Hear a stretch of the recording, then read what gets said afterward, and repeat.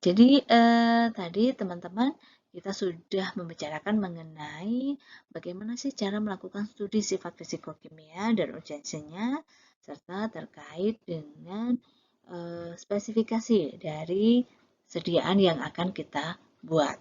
Nah, setelah kita mempelajari dua hal tadi, maka kita menginjak step yang selanjutnya yaitu terkait dengan rancang formula. Ya, nah bagaimana sih kemudian dari informasi-informasi yang sudah kita kumpulkan tadi, kemudian akan kita tuangkan menjadi satu bentuk rancangan formula.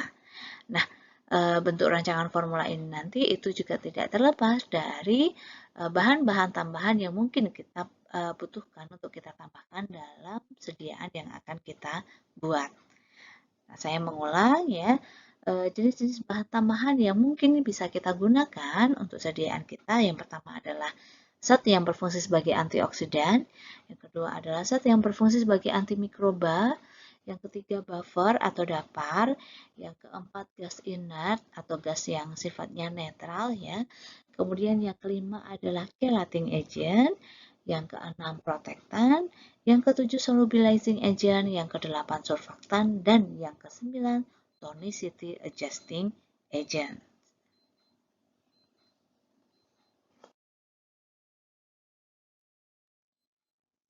Oke. Nah, ini juga sekedar mengulang sedikit ya teman-teman, contoh-contoh dari bahan eksipien yang kita butuhkan untuk membuat sediaan steril. Jadi yang pertama adalah antioksidan ya, artinya zat-zat yang berfungsi untuk mencegah reaksi oksidasi ya. Di sini misalnya adalah garam-garam sulfur dioksida, termasuk bisulfit, metasulfit, asam askorbat, sistein, monotiogliseril, dan tokoferol. Kemudian yang kedua, zat yang berfungsi sebagai antimikroba. Contohnya benzalkonium chloride, bensil alkohol, klorobutanol, metakreosol, dimerosol, butil parahidroksibenzoat, metil parahidroksibenzoat, propil parahidroksibenzoat, dan fenol. Kemudian yang ketiga, buffer, bisa asetat, sitrat, maupun fosfat. Kemudian yang keempat adalah pengkelat ya, atau nanti akan mengikat ya substansi atau senyawa-senyawa yang tidak diinginkan di dalam pelarut kita ya. Contohnya adalah garam etilen diamin tetraasetat atau EDTA. Kemudian gas inert ya. Jadi ini adalah gas netral yang bisa dimasukkan untuk menggantikan adanya gas oksigen ya. Karena gas oksigen itu biasanya kan akan lebih memicu reaksi oksidasi. Sedangkan gas inert itu dia cenderung lebih netral sehingga tidak memicu adanya reaksi oksidasi.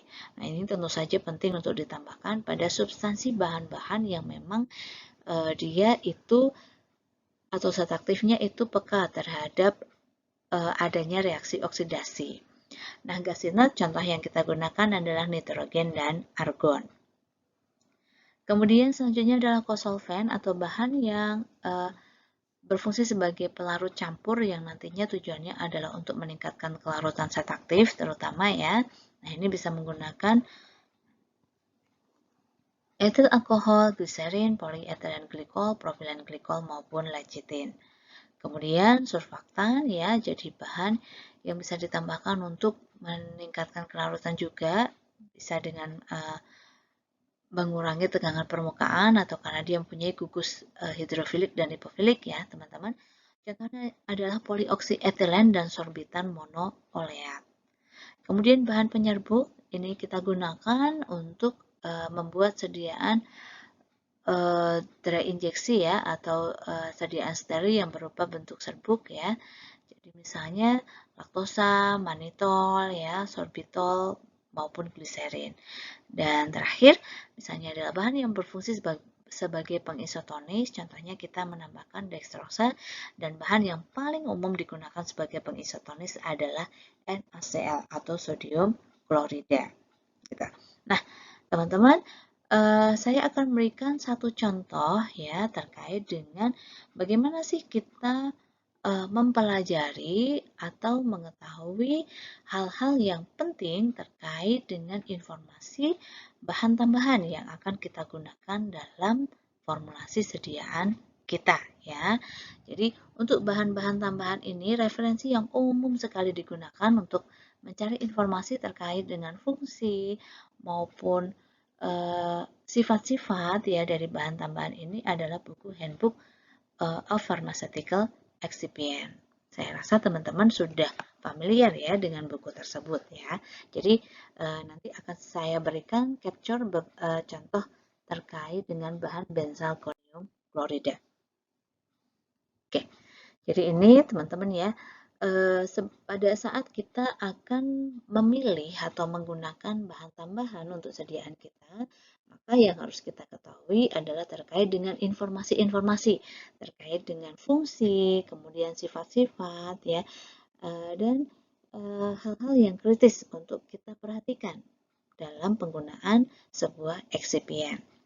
Nah, di sini saya ingin mengupas salah satu eksipien yang kalau kita tadi baca pada slide sebelumnya, dia sangat sering berfungsi sebagai antimikroba ya atau sebagai pengawet pada sediaan steril ya, terutama adalah sediaan tetes mata, yaitu benzalkonium klorida. Oke, untuk referensi benzalkonium klorida, teman-teman nanti dapat membaca lebih lengkap itu pada Handbook Pharmaceutical Excipient pada edisi 9 halaman 56 sampai dengan 58. Oke. Yang pertama ya, yaitu terkait dengan nama ya, penamaan ya teman-teman. Jadi penamaan ini non-proprietary names itu adalah menggambarkan penamaan bahan ini pada referensi farmakope ya teman-teman. Jadi BP itu British Pharmacope ya. Jadi GP itu Japan Pharmacope, PH Europe itu European Pharmacope, dan USPNF itu adalah United States Pharmacope. Jadi di sini kebetulan di seluruh farmakope yang disebutkan ya, baik di BP, GP, PH Europe maupun USP, benzalkonium klorida itu sama disebut benzalkonium klorida ya. Semua penyebutannya sama, tidak ada yang berbeda. Nah, teman-teman kalau mendapati nanti penyebutannya pada farmakope itu ada juga yang berbeda-beda ya, teman-teman. Jadi misalnya selulosa mikrokristalin ya. Pada referensi farmakope A mungkin dia menyebutnya selulosa mikrokristalin. Tetapi pada referensi yang lain mungkin menyebutnya dibalik ya, mikrokristalin selulosa seperti itu. Kemudian yang kedua adalah sinonim.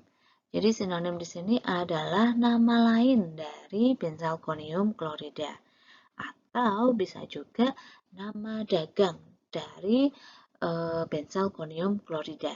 Jadi contohnya di sini sinonimnya dari benzalkonium klorida itu adalah alkyl benzil dimetil amonium chloride. Ini seperti nama generiknya. Atau juga disebut dengan alkyl dimetil benzil amonium chloride. Ya. Disebut juga dengan BKC. Nah, merek yang beredar atau nama dagang yang beredar itu contohnya adalah Hiamin 3500, Bentonium maupun Zefiran. Kemudian untuk chemical name itu adalah nama kimia dan just registry number itu adalah nomor pendaftaran ya. Kemudian yang keempat empirical formula and molecular weight ya. Jadi ini menggambarkan rumus empiris dan bobot molekul dari benzalkonium chloride. Jadi rumus molekulnya ya itu adalah seperti yang ada di sini teman-teman. Ya, dia bisa bermacam-macam ya. Jadi ada gugus utamanya yaitu C6H5CH2N, CH3 2 kali R, ya, di mana R-nya itu nanti bisa ada beberapa jenis rantai ya, teman-teman gitu. Nah, kemudian nanti dia dikompleks atau dibentuk garam dengan garam klorida ya atau garam Cl. Kemudian rata-rata bobot molekul dari benzalkonium chloride itu adalah 360. Kemudian ini adalah struktur formulanya, teman-teman, seperti yang ada di sini. Kemudian yang penting, oke, ini ada terkait dengan fungsional kategorinya. Jadi benzalkonium klorida itu kalau digunakan dalam pembuatan sediaan farmasi, fungsinya sebagai apa saja? Di sini disebutkan bahwa dia bisa berfungsi sebagai pengawet ya, antimikroba, sebagai antiseptik, desinfektan, solubilizing agent ya, atau agen untuk membantu kelarutan maupun wetting agent atau agen sebagai pembasah ya teman-teman. Jadi fungsi dari benzalkonium chloride itu cukup luas ya, tidak hanya sebagai pengawet saja, walaupun mungkin secara umum memang digunakan sebagai pengawet. Kemudian terkait dengan aplikasi ya pada formulasi, farmasi, dan teknologi. Nah itu ada di poin yang ketujuh. Nah ini kita harus teliti untuk membaca ya, untuk mendapatkan informasi-informasi yang penting terkait dengan penggunaan benzalkonium ini tadi.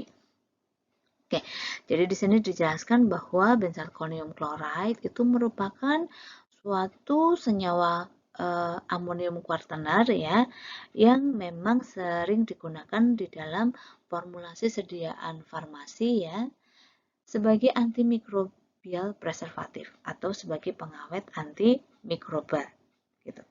Kemudian pada sediaan tetes mata ya, di sini disebutkan benzalkonium chloride itu merupakan bahan yang sangat atau paling umum digunakan sebagai pengawet. Gitu.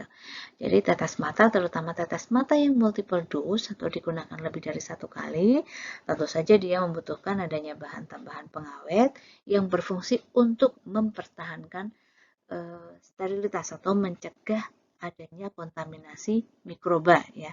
Karena pada saat kemasan itu sudah dibuka, artinya dia sudah kontak dengan udara ya, sehingga dia kemudian membutuhkan untuk kekuatan. Jadi kekuatan untuk bisa mempertahankan sterilitasnya tadi ya, yaitu dengan menggunakan adanya aktivitas antimikroba dari pengawet gitu ya. Nah, kemudian timbul pertanyaan, kalau memang ini bisa kita gunakan sebagai pengawet dalam sediaan tetes mata kita, berapa kemudian konsentrasi yang disarankan? Karena teman-teman, kita itu untuk menggunakan bahan tambahan itu tidak sekedar kita memilih bahan saja, tetapi kita juga harus bisa menggunakan konsentrasi yang tepat supaya bahan tambahan yang kita gunakan tadi itu bisa berfungsi sebagaimana yang kita inginkan. Nah, di sini diberikan keterangan bahwa konsentrasi yang digunakan biasanya itu berkisar 0,01 hingga 0,02% W per V. Gitu. Jadi, kalau kita memang ingin menggunakan benzalkonium chloride untuk sediaan kita, maka konsentrasi yang disarankan untuk digunakan itu adalah dalam rentang 0,01 sampai 0,02%. Penggunaan konsentrasi bahan tambahan yang ada di bawah konsentrasi yang disarankan, nanti bisa berakibat atau berefek bahan tersebut itu aktivitasnya itu kurang efektif. Tetapi kalau kita gunakan pada jumlah yang berlebihan, melebihi batas aman yang digunakan, maka nanti dikhawatirkan bisa menimbulkan efek samping yang tidak diinginkan atau bisa membahayakan. Gitu. Nah, kemudian di sini juga ada keterangan bahwa benzalkonium chloride itu bisa juga digunakan secara kombinasi dengan pengawet yang lain ya. Contohnya adalah misalnya dikombinasi dengan disodium edetat pada konsentrasi 0,1% W per V. Nah, apa tujuan pengkombinasian ya, atau tujuan mengkombinasi benzalkonium klorida dengan disodium edetat ini tadi? Nah, di sini diberikan keterangan untuk meningkatkan aktivitas antimikroba melawan strain Pseudomonas. Gitu. Jadi ada kelebihan jika benzalkonium klorida ini digunakan sebagai pengawet dengan kombinasi disodium edetat, dia itu bisa meningkat aktivitasnya terutama untuk melawan strain Pseudomonas. Gitu. Tetapi kalau untuk selain Pseudomonas ya, artinya penggunaan tunggal dengan penggunaan kombinasi itu memiliki efektivitas yang sama. Seperti itu. Kemudian selanjutnya di sini diterangkan in nasal and otic formulation ya. Jadi untuk sediaan yang digunakan pada rongga hidung maupun pada rongga telinga, konsentrasi yang disarankan untuk digunakan sedikit berbeda dengan pada saat dia digunakan untuk sediaan tetes mata ya, yaitu berkisar 0,002 sampai dengan 0,02% ya.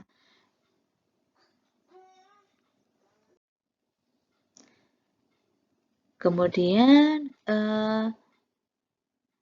kalau misalnya benzalkonium klorida ini itu bisa juga digunakan kombinasi ya pada saat dia digunakan sebagai preservatif pada sediaan nasal dan otik ya, bisa digunakan kombinasi dengan timerosal di mana konsentrasinya itu berkisar 0,002 sampai 0,005% saja. Gitu. Nah, kemudian benzalkonium klorida dengan konsentrasi 0,01% itu juga bisa digunakan sebagai pengawet pada SVP ya atau small volume parenteral product ya. Jadi untuk sediaan-sediaan parenteral dengan volume kecil. Gitu.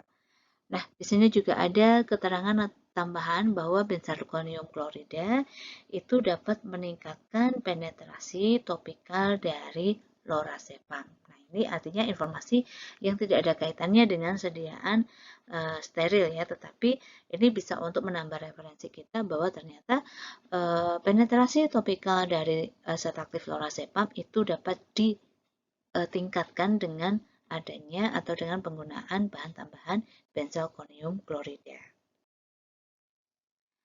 Kemudian yang poin selanjutnya adalah deskripsi ya. Jadi ini menggambarkan benzalkonium klorida itu kira-kira bentuknya seperti apa sih gitu.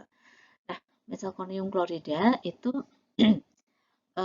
berwarna putih atau kekuningan ya sampai dengan putih ya.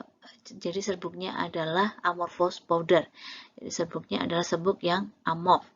Ada juga benzalkonium klorida yang dia disuplai dalam bentuk liquid ya berupa gel yang kental. Jadi bentuknya itu seperti cairan yang kental gitu atau gelatinous flakes. Jadi seperti butiran-butiran gelatin gitu ya. Kemudian dia itu higroskopis, Sophie the touch ya artinya itu kalau kita pegang atau kita rasakan dia itu seperti ada sensasi seperti sabun begitu ya. Kemudian aromatic odor ya artinya baunya itu cenderung lembut ya, tidak mempunyai aroma khusus yang kuat gitu. Kemudian bitter taste ya gitu. Rasanya getir gitu. Kemudian pharmacopeal specification yaitu artinya menunjukkan syarat-syarat atau spesifikasi dari benzalkonium chloride yang dicantumkan pada beberapa farmakope. Di sini ada Japan Pharmacope, Europe Pharmacope dan USP ya atau Pharmacope Amerika Serikat. Kemudian typical properties atau sifatnya ya.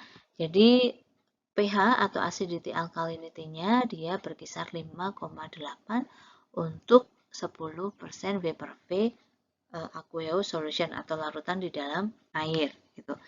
Kemudian, nah ini penting ya teman-teman karena tadi kan kita tujuannya menggunakan benzalkonium klorida sebagai pengawet, kita tentu saja ingin mengetahui seperti apa sih antimikrobial activity-nya ya. Jadi di sini benzalkonium chloride itu sangat aktif dalam melawan bakteri, jamur ya maupun Yeshituragi ya maupun fungi atau jamur. Artinya dia itu bisa melawan bakteri, ragi maupun jamur gitu. Dan bakteri yang dia bisa lawan itu baik gram positif maupun gram negatif, tetapi dia lebih efektif ya terhadap bakteri jenis gram positif. Gitu. Kemudian dia memiliki efek atau aktivitas yang minimal ya kalau berkaitan dengan endospora bakteri dan bakteri yang memiliki keasaman yang tinggi. Kemudian antimicrobial activity dari benzalkonium klorida ini itu dipengaruhi oleh adanya rantai alkil ya. Tadi di depan sudah dijelaskan bahwa dia itu strukturnya ada rantai alkil tertentu. Nah, ternyata rantai alkil yang ada di dalam benzalkonium klorida itu nanti akan mempunyai impact atau mempunyai imbas terhadap aktivitas dari antimikrobanya. Gitu. Nah, benzalkonium klorida itu tidak efektif melawan ini Pseudomonas aeruginosa, Mycobacterium tuberculosis, Trichofiton interdigitale, dan T. rubrum, teman-teman. Jadi terkait dengan aktivitas terhadap Pseudomonas aeruginosa, Mycobacterium tuberculosis, Trichofiton interdigitale, dan T. rubrum itu dia tidak bisa dilawan oleh benzalkonium klorida. Makanya tadi juga ada keterangan ya bahwa dia bisa dilakukan kombinasi yang nanti fungsinya adalah untuk meningkatkan aktivitas melawan bakteri atau strain Pseudomonas gitu. Kemudian kombinasi dengan Rhizodium edetat ya tadi seperti dicantumkan di depan itu ternyata selain disodium edetat bisa juga dengan bensil alkohol, fenil etanol atau fenil propanol itu bisa meningkatkan aktivitas melawan Pseudomonas aeruginosa. Gitu. Kemudian aktivitas antimikrobanya itu juga bisa ditingkatkan atau enhanced ya dengan penambahan fenil merkurik asetat, fenil merkurik borat, chlorhexidin, cetrimid atau M-gresol. Gitu. Kemudian jika kita gunakan benzalkonium klorida ya pada buffer sitrat maupun buffer fosfat ya, tetapi bukan buffer borat ya teman-teman. Aktivitas melawan pseudomonasnya itu ternyata bisa menurun gitu. Nah ini juga penting ya kalau memang kita ingin membuat sediaannya itu memiliki pH yang stabil, tadi kan bisa dengan menggunakan larutan buffer ya, tapi ternyata ini juga menjadi perhatian bahwa kalau kita gunakan jenis buffernya adalah buffer sitrat atau buffer fosfat ya, maka aktivitas melawan pseudomonasnya itu bisa menurun. Gitu. Jadi kalau seperti ini mungkin kita bisa mempertimbangkan penggunaan jenis larutan buffer yang borat karena kalau kita gunakan borat itu aktivitasnya melawan pseudomonas itu dia tidak menurun. Gitu. Kemudian benzalkonium klorida itu juga relatif tidak aktif ya atau tidak bisa melawan spora dan mold ya atau jamur, tetapi dia bisa melawan virus termasuk melawan virus HIV. Gitu.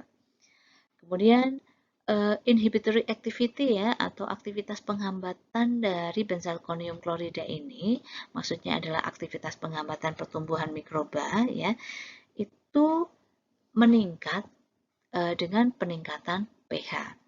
Nah, tetapi dia itu mempunyai aktivitas yang baik, itu sarannya di sini adalah apabila digunakan pada sediaan dengan pH 4 sampai 10. Nah, artinya di sini kita harus lihat kembali atau cek kembali spesifikasi sediaan yang akan kita rencanakan untuk buat. Apakah tetes matanya memang berkisar pH 4 sampai 10 atau tidak? Kalau tetes matanya mempunyai pH berkisar 4-10, maka kalau kita gunakan benzalkonium klorida sebagai bahan pengawet itu masih cocok. Tetapi kalau ternyata spesifikasi sediaan yang akan kita buat misalnya memiliki pH 3-5 ya, artinya ada pH di bawah 4 di situ ya. Nah, seperti itu maka kalau kita gunakan benzalkonium klorida itu nanti tidak cocok karena khawatirnya pada saat sediaan kita itu mempunyai pH di bawah 4, maka benzalkonium klorida ini tidak dapat berfungsi sebagai preservatif atau sebagai pengawet seperti yang kita harapkan. gitu. Jadi ini penting juga teman-teman ya memperhatikan aktivitas dari antimikroba terutama dengan dicocokkan dengan spesifikasi pH yang sediaan yang akan kita buat. Kemudian di sini selanjutnya adalah ada informasi solubility ya. Jadi informasi solubility ini itu adalah untuk memberikan gambaran kalau kita ingin menghomogenkan atau ingin menggunakan benzalkonium klorida, dia itu nanti kita larutkan dengan apa gitu. Nah, di sini disebutkan misalnya benzalkonium klorida practically insoluble in ether. Ya, berarti artinya praktis tidak larut di ether. Very soluble in acetone, sangat larut di dalam aseton dan etanol 95%, metanol, propanol, dan water atau air. Artinya kalau kita ingin melarutkan benzalkonium dengan benzalkonium klorida dengan air itu sangat mungkin sekali karena dia memiliki kelarutan sangat larut di dalam air. Gitu. Aqueous solution ya, artinya larutan benzalkonium klorida di dalam air itu akan menimbulkan busa atau foam kalau dikocok gitu. Jadi hati-hati kalau kita mencampurkan, mungkin kita menggunakan pengadukan atau kita jangan menggunakan teknik pengocokan ya, karena nanti bisa timbul foam atau busa. Selanjutnya stability ya. Jadi di sini memberikan informasi terkait dengan stabilitas dan kondisi penyimpanan. Jadi di sini stabilitasnya benzalkonium klorida itu higroskopik ya dan dapat dipengaruhi oleh adanya cahaya, udara, dan logam. Jadi kita harus hati-hati melakukan penyimpanan benzalkonium klorida supaya tidak terdegradasi ya. Jadi sebaiknya menggunakan material bahan pengemas yang dia kedap, kemudian bisa menjaga dari pengaruh cahaya, udara maupun logam. Kemudian disimpan dalam cool dry place ya, artinya udara sejuk dan dalam lingkungan yang kering seperti itu. Protected from light ya, jadi tidak terpapar oleh cahaya. Dan yang terakhir yaitu terkait dengan inkompatibilitasnya, benzalkonium klorida itu tidak cocok jika kita gunakan atau bertemu dengan bahan-bahan yaitu aluminium, anionic surfaktan, sitrat, cotton, fluoresin, hidrogen peroksida, ipromelus, iodides, kaolin, lanolin, nitrat, non-ionic surfaktan pada konsentrasi yang tinggi. Dan ini beberapa bahan tambahan lain ya, sampai dengan rubber maupun plastik ya, kemasan ya gitu. Jadi ini informasi terkait dengan stabilitas dan inkompatibilitas dari benzalkonium klorida. Jadi nanti teman-teman saya harapkan juga bisa melakukan kajian ya terkait dengan bahan-bahan tambahan yang sering digunakan pada sediaan steril ya, terkait dengan informasi-informasi yang penting untuk kita kaji seperti yang sudah saya contohkan. Kemudian di sini ada terkait dengan informasi tambahan safety, handling precaution atau bagaimana sih kita menangani atau menyimpan ya produk benzalkonium klorida ya, atau pada saat kita ingin menimbang itu dia apakah mudah mengiritasi atau tidak. Nah, itu nanti berkaitan dengan alat pelindung diri yang kita gunakan pada saat kita akan kontak atau akan menimbang bahan benzalkonium klorida tadi.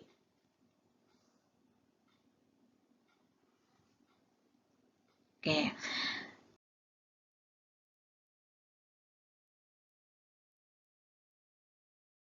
Jadi demikian teman-teman ya paparan mengenai studi sifat fisikokimia, penetapan spesifikasi dari sediaan steril yang akan kita buat sampai dengan merancang formula ya, mengenali eksipien dan informasi-informasi penting yang berkaitan dengan eksipien yang akan kita gunakan.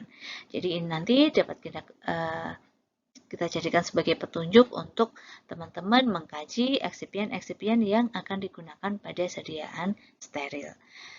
Demikian penjelasan dari saya, teman-teman. Semoga bermanfaat. Sampai jumpa. Wassalamualaikum warahmatullahi wabarakatuh.